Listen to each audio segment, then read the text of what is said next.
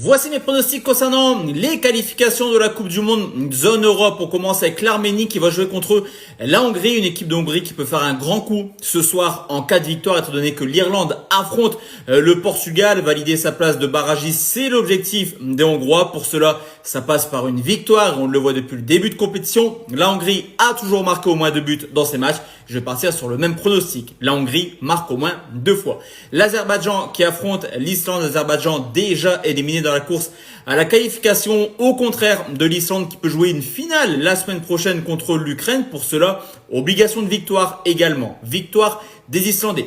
La Norvège qui joue contre l'Estonie. Sur ce coup, il n'y aura pas forcément de surprise. Une victoire et les Norvégiens rejoindront la Coupe du Monde. Je les vois s'imposer assez facilement par au moins 3 buts d'écart.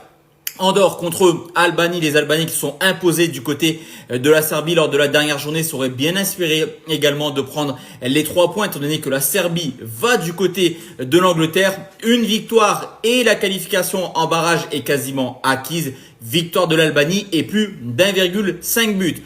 Angleterre contre la Serbie, comme je te l'ai dit, les Anglais sont déjà qualifiés, devraient logiquement procéder à un turnover malgré une équipe à prime. On va dire, je vois les Anglais s'imposer assez facilement contre la Serbie qui est pas forcément au top actuellement. La France qui joue contre l'Ukraine et sur ce coup, j'en parlerai directement sur mon groupe public que tu peux retrouver directement sur mon profil ou alors dans l'espace commentaire sur Facebook. J'ai trouvé quelque chose de très intéressant sur ce match.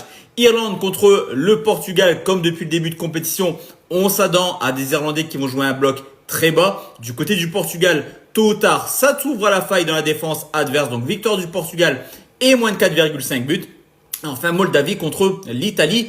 L'Italie a une grosse différence de buts à rattraper. 16 buts d'écart sur la Norvège. Ça semble beaucoup trop compliqué. Cependant, je m'attends à un duel extrêmement ouvert entre les deux équipes. Surtout que l'Italie manque quand même de rigueur défensive. Victoire de l'Italie et au moins 3 buts dans le match.